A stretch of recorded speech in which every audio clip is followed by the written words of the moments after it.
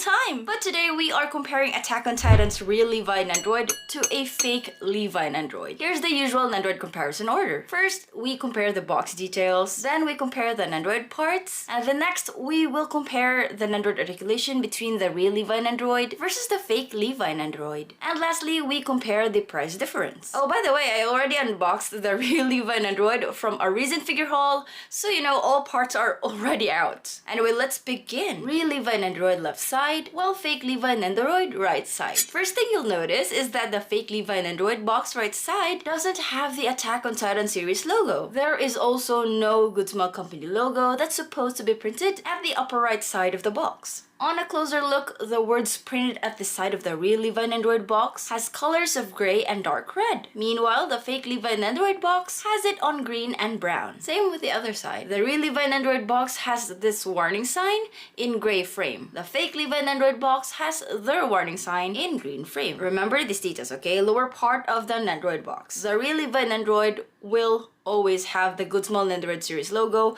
or in fact all Nendoroid boxes, okay?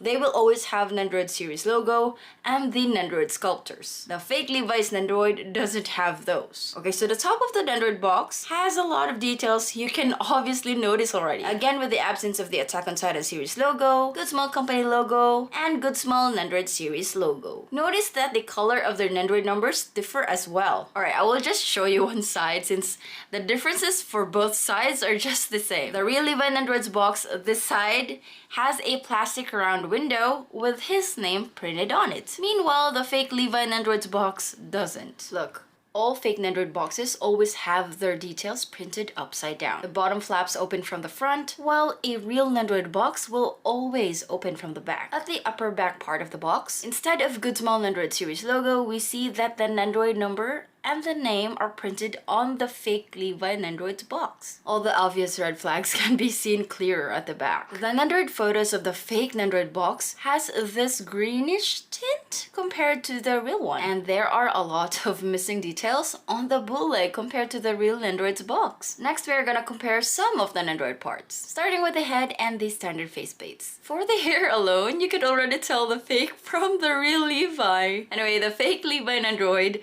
not only has this two-tone hair, his faceplate also looks a bit chubbier or wider than the real one. His eyes are light blue compared to the real Levi Nendoroid with green eyes. Moreover, the lines for the fake Levi Nendoroid supposedly eyelids are orange. The real one has it painted brown. Now their angry faceplates are equally different. Same eye color difference, orange eyelids and cheeks, but most of all their mouth differ in size. The fake Levi Nendoroid has a smaller mouth compared to the real one. Same thing with their devastated or disappointed faceplate or whatever emotion this is showing. Their bodies differ in colors too. The undershirt of the fake Levi Nendoroid is painted mint green, while the real one has it on white. The straps are also in red for the bootleg rather than brown like the real Nendoroid body. This is the real Levi's cape. It has smooth articulation, which will help you add better effect or effects for your Nendoroid photos. Now this is what the fake Levi's cape look like. It's painted darker with rough surface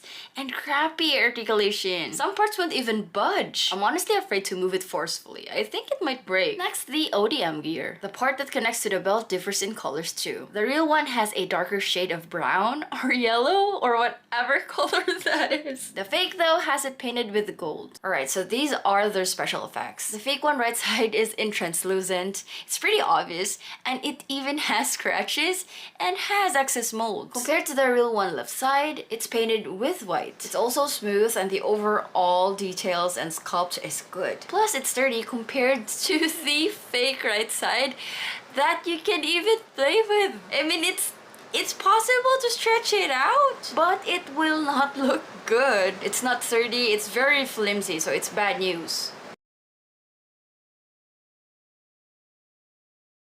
Lastly, the blades. It's not that noticeable, but the fake has a darker gray handle, and obviously the handle of the real one has better details.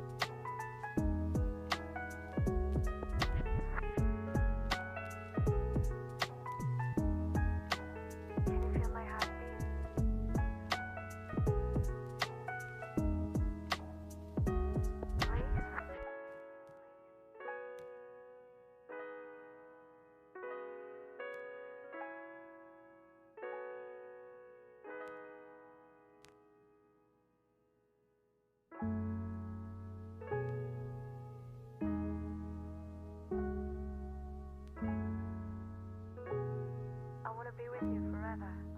Place